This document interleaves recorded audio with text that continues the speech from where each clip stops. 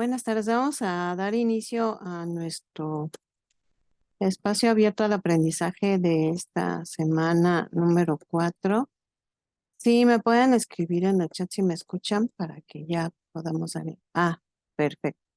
Muy bien, entonces voy a compartir primero lo que es el manual, aunque eh, ya lo revisamos. Recuerdan que, bueno, los días miércoles nos dedicamos a explicar las actividades que tenemos que realizar y dar ejemplos. Y luego, los días viernes nos dedicamos a dar algunas herramientas para la realización de las actividades. Entonces, ahorita lo primero que vamos a hacer es nada más el bosquejo general de lo que es el manual de citas y referencias de Prepa en Línea CEP, que ya lo hemos revisado la semana pasada. Terminamos con esta revisión. Nada más el día de hoy sí es hacer mención sobre la importancia del uso de este manual. El día viernes, volveremos, como estamos en una semana de integración, pues el día viernes volveremos a dar algunas herramientas que podemos utilizar para también citar correctamente cualquier fuente de información formato APA. Recordemos nada más, así de forma general, el capítulo número 1 nos hace referencia sobre la importancia de citar. Recuerden que tiene, por ejemplo, una tabla aquí que me parece muy oportuna siempre reforzar, que son cuáles son las diferencias entre cita, referencia, sección de referencias, fuente o bibliografía. Recordemos que a veces, lo que se ha dado es que pensamos que no es necesario que yo realice una cita dentro de mi texto, sino que nada más incluya los datos en la sección de referencias. Y recordemos que no es así, porque la cita es la idea que retomamos de otro texto que va a apoyar lo que yo estoy diciendo. Le va a dar veracidad, le va a dar vamos a darle confianza al lector para que vea que llevamos a cabo una investigación y esa información que le estamos dando es confiable. Pero también recordemos, porque también pues, han sucedido esas situaciones que pensamos que dentro de mi texto yo tengo que dar los datos completos de la fuente de consulta a la que acudí. Y recuerden que no es así, la cita únicamente vamos a compartir los datos de la autoría y el año, ya sea de forma narrativa o parentética. Acuérdense que narrativa es dentro de una redacción en mi texto y de forma parentética es que yo al final abro un paréntesis, coloco los datos de la autoría, coma, el año y cierro el paréntesis. Ahora, la referencia son los datos que voy a compartir de la fuente. Y acuérdense que existen diferentes formatos. O sea, hay formato APA, que es con el que trabajamos. Hay formato Harvard, hay formato Chicago. Hay muchísimos formatos. Pero nosotros estamos trabajando con el formato APA. Recuerden que por eso también es muy importante que lo sepamos utilizar. Muchas instituciones académicas trabajan con lo que es este formato. Ahora, ese formato APA nos dice qué información necesitamos de la fuente que nos está dando los datos, qué datos necesitamos y cómo los debemos de colocar. Entonces, por eso trabajamos con el formato APA. Ahora, una vez que nosotros terminamos nuestro texto, debemos de incluir una sección de referencias. En este, que lo mismo dice el manual. Primero dice, todo trabajo académico generado en Prepa Línea CEP debe tener una sección de referencias. Y luego dice, una sección de referencias debe de ir después de mi documento en una hoja, en la siguiente hoja. Entonces debemos de darle su espacio correspondiente. Ahí vamos a agregar todos los datos, obviamente, de la fuente de información a la que acudimos. En fin, este capítulo pues, nos hace reflexión sobre la importancia de no cometer plagio, de que no hagamos pasar por nuestra una investigación que no fue de nosotros, que no copiemos totalmente párrafos enteros, sino que realmente nosotros nos llevemos a cabo esa investigación Y esa clasificación de materiales, esa lluvia de ideas, esa jerarquización, y eso lo plasmemos en una redacción. Recordemos que es muy importante que nosotros aprendamos esta parte de la redacción, este proceso de escritura que estamos llevando a cabo. Es como cuando vamos y hacemos ejercicio, ¿no? Queremos hacer ejercicio para fortalecer los brazos.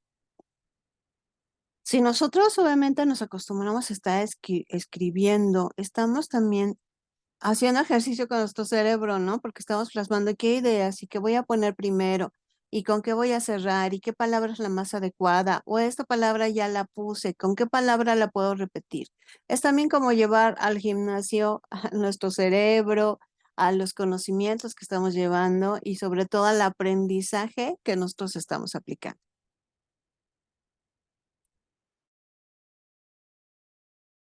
El capítulo número 2 hace referencia a esta parte de las citas, el manejar una cita directa y una cita indirecta. Una cita directa es cuando trabajamos, copiamos tal cual la información y nos la llevamos a nuestro documento. Corta o larga, corta que es menos de 40 palabras y larga que es más de 40 palabras. Una cita indirecta es cuando trabajamos con la parte de la comprensión lectora, que con mis propias palabras, que voy a compartir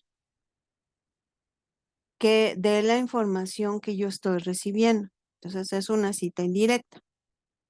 Ahora, aquí es recomendable dentro de Prepa en Línea CEP que trabajemos con una paráfrasis más compleja, porque trabajamos con este proceso, ¿no?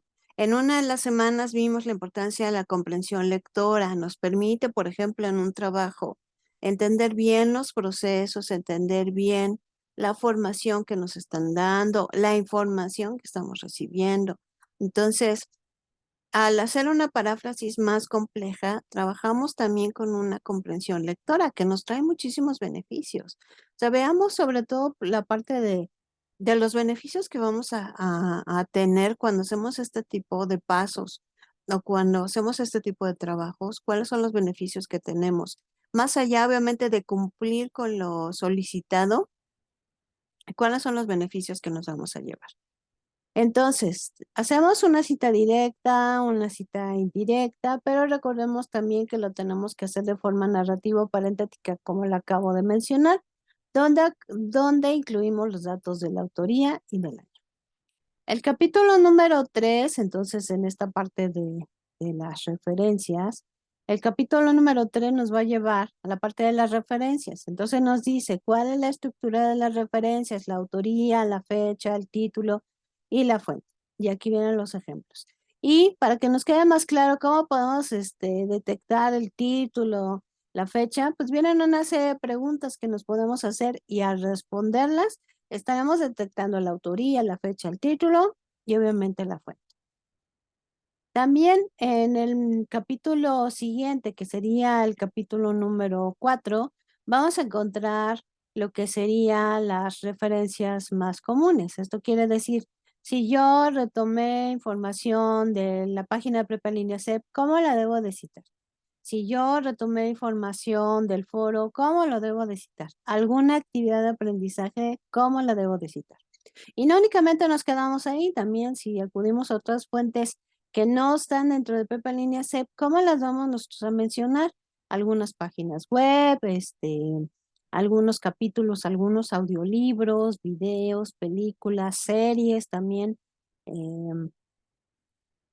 Lo que sería fotografías, infografías, mapas, diapositivas, audios, podcasts, las redes sociales también cómo se deben de citar, los software, también las investigaciones, las tesis, las referencias legales, también cómo se deben de citar. Y vamos a nuestro último capítulo que son las tablas y figuras. Muchas veces nosotros necesitamos complementar la información que estamos dando y hacemos lo que es una tabla o compartimos una imagen. Y bueno, toda esa información que estamos dando también debemos de orientar al lector para saber que tenemos algo que le va a complementar lo que le estamos diciendo. Si le estamos hablando acerca de los insectos, le podemos decir, pues en la figura número uno vas a encontrar la imagen del insecto que te estoy platicando, ¿no? Entonces, ahí lo va a poder ver. O le vamos a decir que tenemos una tabla donde vienen todas las fórmulas acerca del álgebra más importantes, ¿no? Entonces, son información que necesita y que visualmente nos permite que quede más claro lo que nosotros estamos diciendo. Entonces, aquí viene, bueno, qué se deben de poner, los títulos, los números de las figuras o las tablas, una nota y cuando tenemos más de una. Y terminamos, si nosotros en algún momento necesitamos compartir cuadros o obras de arte que también terminen de ejemplificar lo que nosotros estamos diciendo o bien refuercen lo que estamos diciendo, también qué datos nosotros debemos de poner. Y con esto, recordemos que tenemos ya el cierre, es utilizar el manual de citas y referencias de Propelín SEP. Recordemos que, bueno, el manual es nuestra base, nuestro fundamento, debe ser algo que debemos de revisar y después obviamente aplicarlo, porque sabemos que hay, pues hay páginas, hay aplicaciones, Word también nos ayuda a citar en formato APA, pero siempre debemos hacer una revisión al manual, porque hay algunas cosas en específicas, a lo mejor que se aplican para todos los trabajos académicos de Prepa Línea CEP, como esto que les decía, el manual dice, todo trabajo académico generado en Prepa Línea CEP debe de tener una sección de referencias. Ah, bueno, pues eso no lo va a decir a lo mejor otro manual, ¿no? Porque no es un manual de Prepa Línea CEP. Entonces, debemos de revisar todo y después irnos a las diferentes herramientas que podamos encontrar. Cosa que vamos a trabajar también el día viernes para repasar, porque al estar en una semana de integración, entonces volvemos a retomar diferentes conocimientos que hemos recibido a lo largo del módulo para poderlos aplicar. Nos vamos entonces, terminamos con esta parte del manual y nos vamos entonces a los temas de la semana. Permítanme y se los comparto.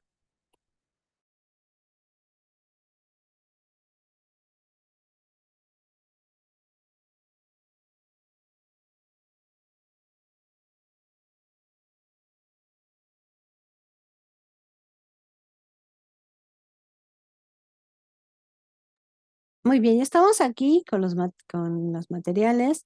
Algunos los voy a hacer grandes, chiquitos, porque tenemos un video y cuando lo hago más chiquitos, cuando lo podemos ver de forma correcta. Entonces, estamos en la semana número 4 de nuestro módulo 5. Le llamamos la semana de integración, como les decía. Hay muchos recursos, o sobre todo también es la semana que aplicamos todos los conocimientos que hemos recibido a lo largo del módulo. Por eso, muchos de los recursos que ya vimos en la semana 1, en la semana 2, en la semana número 3, los podemos ver de vuelta en la semana número 4. Entonces va a ser también una semana para aprovechar y hacer este pequeño repaso que necesitamos realizar para el desarrollo de nuestras actividades. Y por eso en esta semana número 4 nosotros nos encontramos con el proyecto integrador, que este proyecto integrador es donde vemos, pues, vemos y aplicamos, ¿verdad? Los puntos más importantes de cada uno de los conocimientos que hemos visto en este módulo 5. Así que vamos a hacer un pequeño repaso de lo que tenemos que hacer, algunos de los conocimientos importantes. Y para iniciar, pues vamos a ver lo que es algunas definiciones y características. Primero, pues vamos a partir como nuestro módulo se llama, lo que es la argumentación. Y la vamos a definir. ¿Qué es la argumentación? Es el mecanismo a través del cual se sustenta un punto de vista en un discurso tanto oral como escrito con la intención de persuadir a los interlocutores para que asuman dicha postura como válida o se adhieran a ella. Primero tenemos que es un discurso oral o escrito. Y ahí también la justificación de por qué en muchas de nuestras actividades nos dicen que tenemos que hacer un texto y después tenemos que hacer un audio, no a lo mejor leyendo ese documento que hicimos, pero sí a lo mejor retomando un argumento, justificarlo, decir la importancia de por qué es necesario que otras disciplinas de conocimiento nos aporten información, o platicar de forma general de qué trata nuestro ensayo. Entonces, siempre también trabajamos con la parte oral y escrita. Sobre todo es muy importante también la oral porque a veces nos encontramos en situaciones donde tenemos que defender nuestra postura y pues no lo hacemos por escrito, lo tenemos que hacer de forma verbal, de forma oral. Entonces sí es importante que tengamos obviamente las dos herramientas. ¿Y cuál es la finalidad de este discurso? Aquí dice para qué la persona o personas a las que les vamos a hacer llegar asuman como válida, como verdadera la postura o la idea que nosotros estamos mostrando. Y recordemos que aquí no vamos a entrar en la parte no ética de decir vamos a persuadir y vamos a manipular y vamos a lograr lo que nosotros queremos. No, sino porque hicimos una investigación que realmente dice, en el proyecto integral podemos elegir cualquier tema. Sí, ahorita lo vamos a ahorita se los voy a platicar. Ahorita voy a explicar estos puntos y luego me voy a la actividad del proyecto integrador. Entonces, decíamos, bueno, esta parte del argumento, pues también nosotros nos vamos a trabajar en compartir esa información que nosotros investigamos, que consideramos que es confiable y que consideramos que tiene alguna aportación. Pero también de nada. Pero también, nos hacemos la pregunta, ¿en qué textos vamos a poder argumentar? ¿O solamente lo hacemos en los ensayos? ¿O solamente tenemos un texto argumentativo? No, tenemos ensayos, tenemos artículos de opinión, estos últimos enfocados más sobre todo en la parte del periodismo, donde presentamos lo que es una idea, una problemática y podemos presentar posibles soluciones y una opinión que consideramos que sustenta lo que estamos diciendo. Pero también en la parte del derecho nos encontramos con diversos documentos. Y aún así, nos dice, la mayoría de estos documentos o textos no en su totalidad, en un 100% trabajan con la parte argumentativa. También utilizan otras herramientas como el discurso, como la exposición, como la descripción, etcétera. ¿Qué otro tipo de qué argumentos nosotros podemos utilizar y que a veces necesitamos para convencer o para justificar lo que estamos diciendo? Podemos tener argumentos de autoridad, ¿no? Cuando una persona necesita, pues, encontrar información sobre algún tema importante, va a buscar a alguien que es autoridad en el tema, que tiene trayectoria, que tiene años, que tiene conocimiento, que es reconocido ante esa comunidad. Entonces va a buscar qué respuesta le puede dar o qué aporte, obviamente, también le puede dar, y ya esos se volverían, pues, argumentos de autoridad. Pero también podemos compartir datos y hechos. A lo mejor los datos son más confiables, ¿no? Cuando nos dicen, esta vacuna sí es efectiva contra el COVID, porque pues se ha aplicado en tal cantidad de personas, porque se han hecho pruebas en tal cantidad de personas, porque han pasado por diversas fases. Entonces, estos datos nos dan confianza para aceptar estos argumentos, ¿no? Los hechos también. Pero también debemos de tomar en cuenta que a veces una cantidad de datos en algún momento, y dependiendo del argumento, no serían de mucha ayuda. Todo depende cómo lo hacemos, a quién nos vamos dirigiendo y el objetivo que tengamos. A lo mejor en lugar de dar algún dato, yo lo pongo como una figura. Si yo dijera cuál es la cantidad de basura que genera una persona durante un año, entonces yo lo pongo así inventando, yo digo, pues la cantidad es similar al Palacio de los Deportes que está en la Ciudad de México. Entonces la gente piensa, ay, si generamos mucha basura, ya vamos a pensar un poco más antes de generar tanta basura. Entonces, este tipo de ejemplos a lo mejor quedan más claros. Pensemos cuando tenemos que decir un argumento, no sé, en nuestra familia, en la escuela de nuestros hijos, en el trabajo o en un negocio, ¿cuál sería la idea o de qué forma podríamos justificarlo que sea un argumento confiable, perdón, que sea verídico y que realmente cumpla lo que nosotros estamos buscando que cumpla cualquier argumento?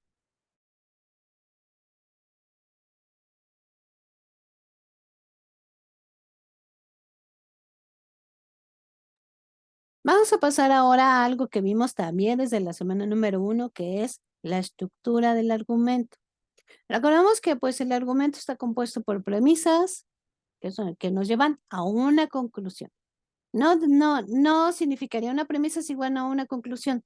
Pues hasta un grado sí, pero recordemos que que mis premisas primero son ideas completas.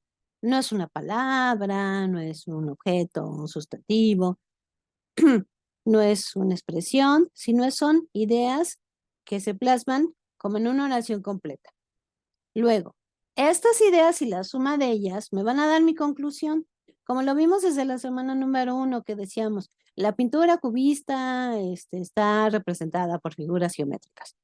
Y luego la premisa número 2 decía, Pablo Picasso es el principal representante de la pintura cubista. Y mi conclusión, entonces, era el conjunto de las dos anteriores. Entonces, esto significa que mi conclusión, pues obviamente sería también ya mi argumento, porque está comprendiendo lo que son mis premisas. Pero si es importante y hacemos hincapié, necesitamos trabajar con más de una premisa. Si yo me voy a hacer una idea de cómo son los bomberos, pues a lo mejor con una experiencia que haya tenido no es suficiente. A lo mejor yo necesito investigar, leer testimonios, estar ahí, preguntar, para hacerme una idea más completa de lo que es ser bombero. Y entonces ya podría tener un argumento sólido, pero ese argumento está compuesto por diversas premisas que he logrado recabar con toda esta serie de acciones que yo he llevado a cabo. Y necesitamos sí o sí trabajar obviamente con nuestra estructura. También dentro de esta semana, en el proyecto integrador, nosotros tenemos que hacer un ensayo.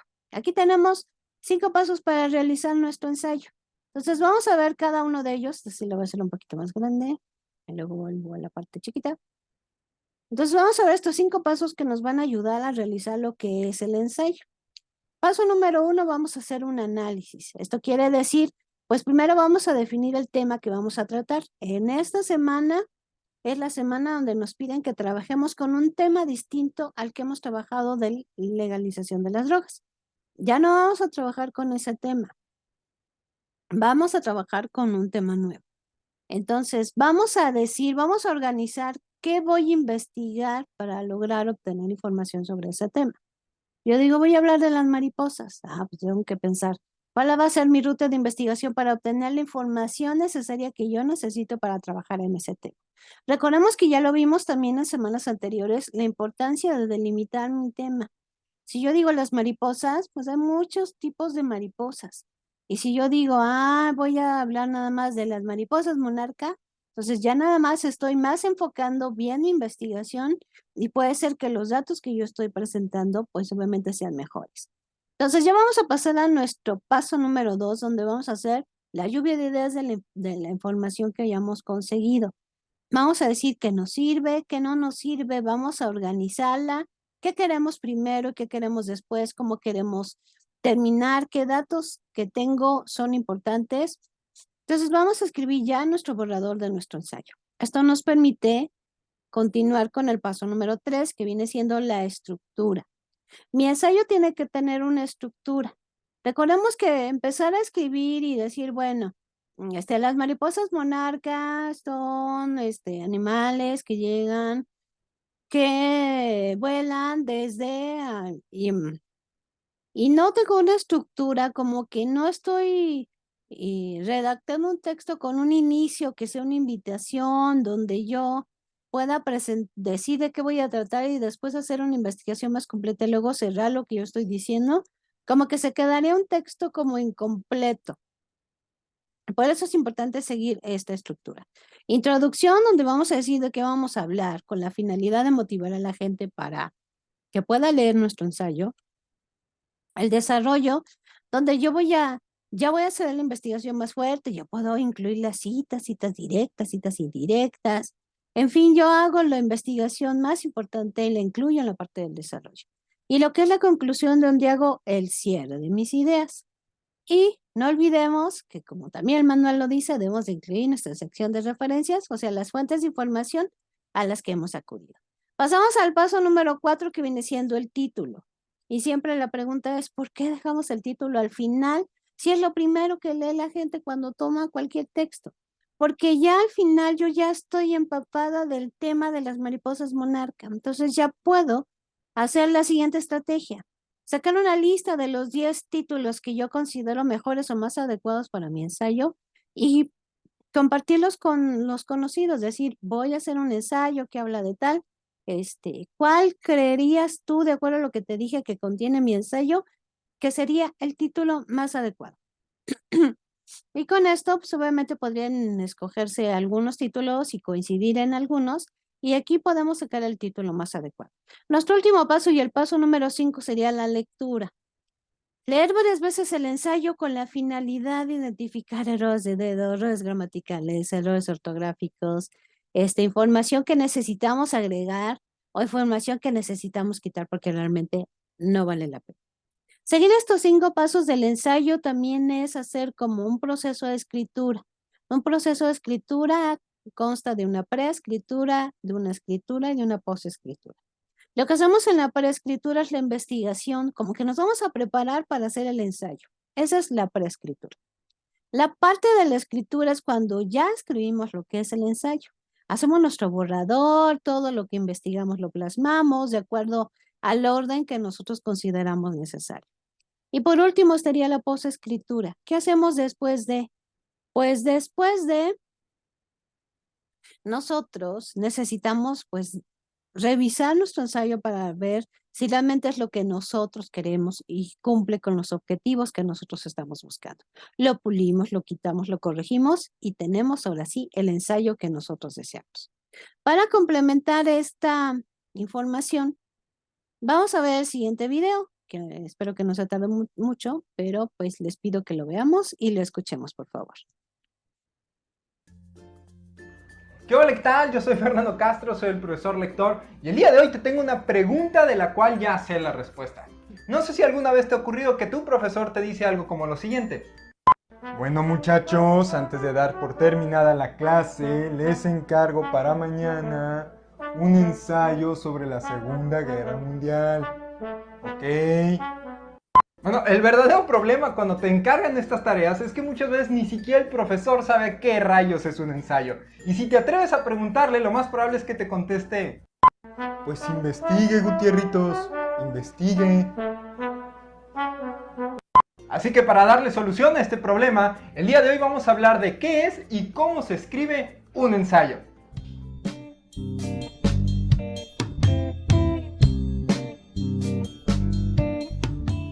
Y antes de que quieras todo emocionado empezar a escribir tu ensayo, tenemos que dejar bien en claro qué es.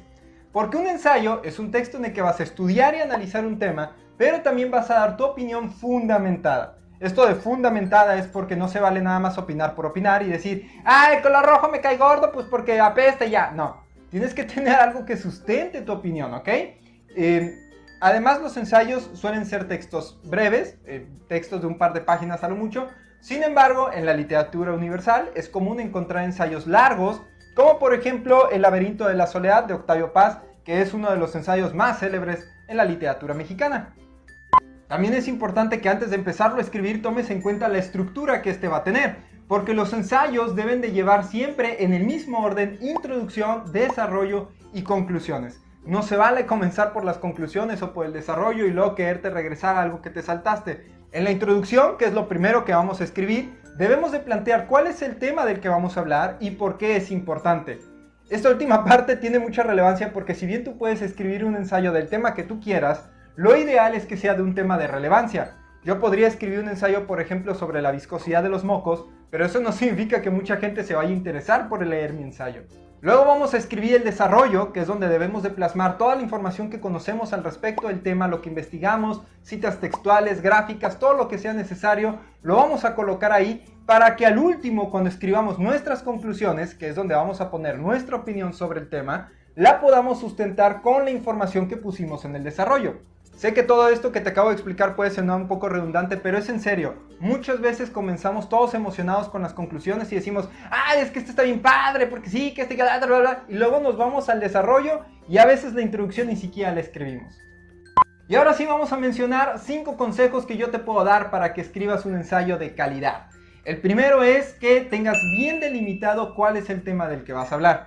Seguramente si te lo dejaron de tarea, ya tienes delimitado el tema. Pero puede que no, o puede que te lo hayan dejado de tema libre, o que lo estés haciendo por alguna otra razón. En estos casos es importante que tengas bien delimitado cuál es el tema del que voy a hablar. ¿Por qué? Porque muchas veces queremos abarcar temas generales de los cuales nunca terminamos de hablar. Por ejemplo, si yo quisiera escribir un ensayo sobre política, hay infinidad de cosas que yo puedo decir sobre política y jamás terminaría de abarcarlas todas. debería de enfocarme, en todo caso, en decir, bueno, voy a hacer un ensayo sobre política mexicana del siglo XXI. Ah, bueno, ya voy enfocado en algo, que sigue siendo un tema bastante amplio, pero ya voy enfocado en una cosa en especial. Además es importante que, si se puede, elijas un tema del que ya tengas una idea o te estés formando una idea, porque si apenas durante la investigación te vas a empezar a formar una idea del tema, es probable que cuando termines de escribir tu ensayo ya ni siquiera estés de acuerdo con tu propia opinión o que puedas cambiar adelante con el tiempo. Entonces, lo ideal es que ya tengas una noción del tema del que vas a hablar.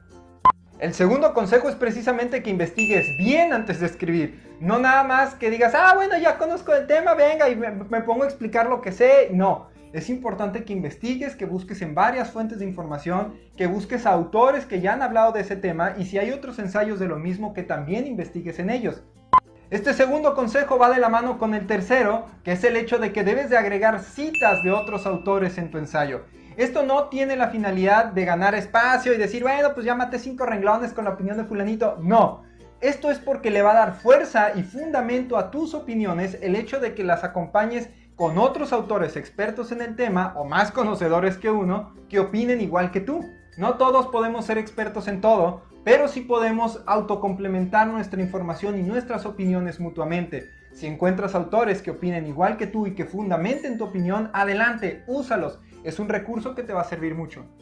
El cuarto consejo es que si vas a utilizar información numérica o cuantitativa, la plasmes también en gráficas o tablas, porque esto ayuda al lector a visualizar mejor la información que estás dando. No es lo mismo que te digan que en México hay cerca de 130 millones de habitantes y en China no sé, no, te pierdes con los números. En cambio, si ves una gráfica que diga así hay de habitantes en México y así hay de habitantes en China, bueno, es más clara la diferencia y podemos ubicarlo mejor. Esto sin mencionar que el mismo lector se va a cansar menos porque no va a tener que estar buscando la información en medio de los párrafos, sino que la va a tener toda reunida en un solo lugar de donde va a ser fácilmente extraíble. El quinto y último consejo que te puedo dar es que tengas bien clara la diferencia entre datos y opiniones. Esto puede sonar elemental, pero es importantísimo. Recordemos que los datos son información concreta, hechos inamovibles, que ahí están y no dependen de lo que tú crees o de lo que tú piensas. Ahí está y así es. La opinión es precisamente lo que tú crees y ahí sí es tu idea, lo que tú piensas al respecto de un tema. Por poner un ejemplo, cuando todavía se discutía sobre si la Tierra era redonda o si era plana, que hasta el día de hoy se sigue discutiendo, no sé por qué, ambas ideas eran solo opiniones, porque nadie tenía un dato que sustentara esa idea. Sin embargo, cuando se realizaron los viajes de Cristóbal Colón y algunos posteriores, se demostró que la Tierra era redonda y por lo tanto ahora esos datos sirven para sustentar una opinión que es verdadera. Eso es justo lo que buscamos en un ensayo. A eso lo llamamos argumentar, sustentar tu opinión en datos verídicos. Así que cuando busques información para tu ensayo, tienes que asegurarte bien de que estés buscando datos e información fidedigna y no nada más simples opiniones de personas por ahí. Bueno, eso es todo por mi parte el día de hoy. Si todavía tienes alguna duda. Muy bien, yo creo que nos quedó muy claro qué tenemos que hacer en cada uno de estos pasos para construir nuestro ensayo. Recuerden que este video también lo tienen ustedes como uno de los recursos de esta última semana. Así que nos vamos a explicar paso a paso qué tenemos que realizar. Primero nos vamos con el proyecto integrador, mis argumentos finales. Primero tenemos que elegir un tema que nos interesa y decir cuáles son las repercusiones o la importancia que va a tener este tema en el entorno. Recordemos que ya no vamos a trabajar con el tema legalización de las drogas, sino con un tema nuevo. El punto número 2, piensa cómo el tema tiene repercusiones en un ámbito específico. A partir de ello, plantea y escribe un problema de investigación. Recordemos que un problema de investigación es como nuestra pauta para continuar con una investigación. Si no tenemos un problema de investigación, no tenemos algo que deseamos solucionar y no va a valer la pena la investigación. En el punto número 3, en 3 líneas, escribe por qué es importante investigar acerca de dicho tema, cuál es la importancia obviamente que tiene. En el punto número 4, escribe la hipótesis sobre lo que consideras que hallarás respecto de tu problema de investigación. No olvidemos que la hipótesis viene siendo nuestra suposición. Puede ser verdadera, puede ser falsa. Y es como si nosotros escribiéramos afirmando algo. Recuerden que en la semana número 3 tenemos un video que nos lleva con 5 pasos a realizar nuestra hipótesis. En el punto número 5, escribe 2 ciencias desde las que abordarás el tema. Ya lo hicimos en la semana número 3, identificando que obviamente las disciplinas o áreas de conocimiento nos van a dar alguna información para complementar o para terminar de enriquecer la investigación que estamos llevando a cabo. En el punto número 6, describe de qué forma llevaste a cabo la investigación documental para realizar los pasos anteriores. Para tu respuesta, recuerda basarte en las técnicas documentales e informáticas que revisaste en el módulo. ¿Qué hacemos para investigar? ¿Dónde obtuvimos información? ¿Qué tipo de fuentes nosotros realizamos? Punto número 7, argumenta tu postura acerca de este tema. ¿Qué opinamos acerca de este tema? ¿Qué punto de vista tenemos acerca de este tema? En el punto número 8, plantea 3 argumentos sobre la importancia de este tema para tu entorno. Recuerda usar la estructura premisas y conclusión. Recordemos que la estructura que llevamos a cabo, las premisas, ideas completas que me van a permitir dar paso a mi conclusión, por lo tanto la conclusión va a contener lo que son las premisas. En el punto número 9, escribe en al menos una cuartilla de este documento, redacta un ensayo a partir de tus argumentos en el que de forma interdisciplinar destaque la importancia de este tema. Recuerda colocar tus fuentes de consulta. Y recordemos que un ensayo está compuesto por la estructura de introducción, desarrollo, conclusión y mi sección de referencias. Punto número 10, graba un audio de máximo 2 minutos en el que expongas uno de tus argumentos y defiéndelo. Si bien tu ensayo es la base, no se trata de que lo leas en voz alta, sino que lo expreses de forma natural. Guarda tu audio en la nube y en el siguiente recuadro copia el enlace para que se pueda escuchar. Recordemos, antes de mandar esta actividad, pues siempre verifiquemos que el audio se escuche correctamente y que el link obviamente abra correctamente. Ya lo hemos revisado en semanas anteriores, pero de todos modos el viernes vamos igual a dar nuestras estrategias que hemos realizado para poder grabar el audio. ¿Hasta aquí alguna duda o pregunta?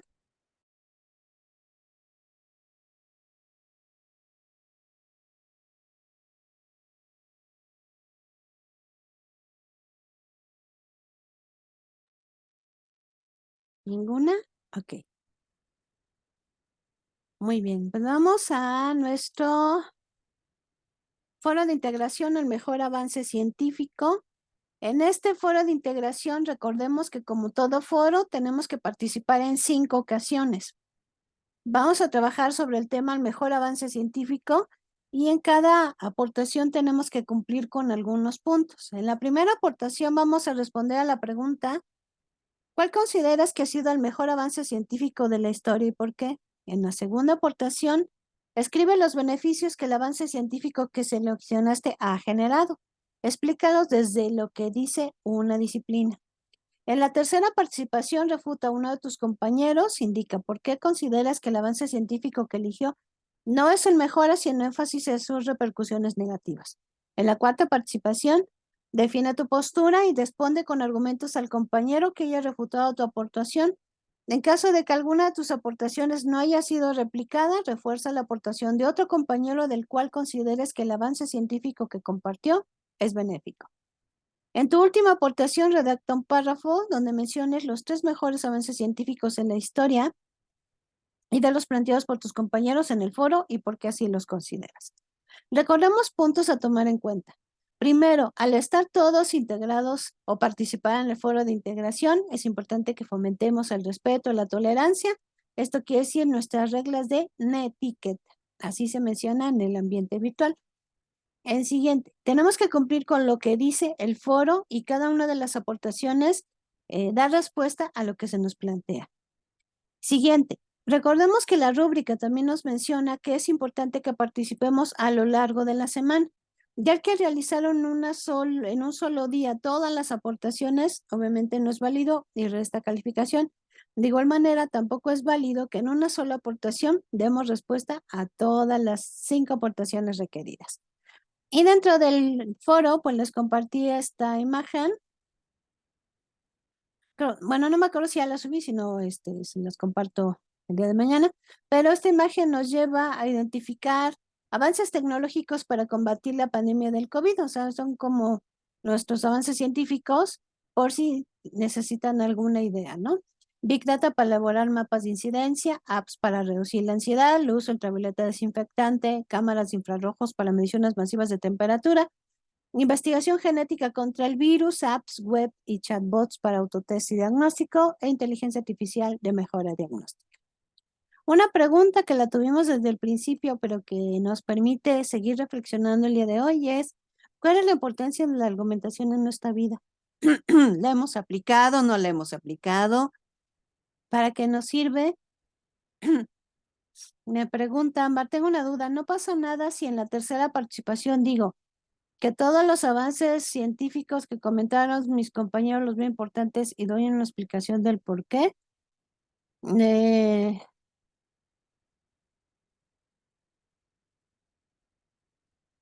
No, no pasa nada, nada más que sí tendríamos que ser muy específicos en justificar nuestro por qué consideramos que todos son importantes.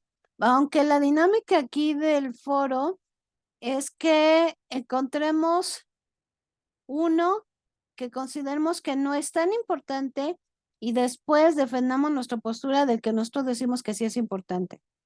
La dinámica es no por una mala actitud, sino porque cuando trabajamos con la argumentación también nos podemos presentar con contraargumentos, los argumentos que están en contra y cómo nosotros vamos a defender nuestro argumento. Entonces, sí es importante, yo creo, sí, exactamente. Sí es importante, yo creo que sí sigamos esta indicación, que no es por escoger uno por menospreciarlo, sino porque tenemos que aprender a trabajar con nuestra parte del contraargumento. Muy bien, pues en esta semana recuerden que tenemos 2 actividades formativas, usar argumentos e investigación. Tenemos la autoevaluación, recuerden que esta sí genera un porcentaje. El sistema detecta que hayamos revisado todo, que hayamos hecho todas las actividades formativas y genera un porcentaje que cuenta también como su calificación. Y ya para ir concluyendo mi frase y en el momento que termine mi frase paso la asistencia. La frase es, si no fuera duro, todo el mundo lo haría. Es la dureza lo que lo hace grande. Déjenme pasar lista. Tenemos a Ámbar Torres, Ámbar. Y Samantha, espera, Samantha. Ok. Muy bien, no sé si tienen alguna duda o pregunta, si no ya nos vamos despidiendo. ¿Dudas, preguntas que tengamos? ¿No, ninguna? Ok. Muy bien, pues les agradezco mucho su presencia. Cualquier duda que tengan, todavía estamos a tiempo de preguntarla. Recuerden que pues nuestro módulo ya cierra este domingo que viene. Entonces es muy importante que entreguemos en tiempo y forma y pues cualquier duda pues sigo a sus órdenes. Muchísimas gracias y que tengan una excelente noche.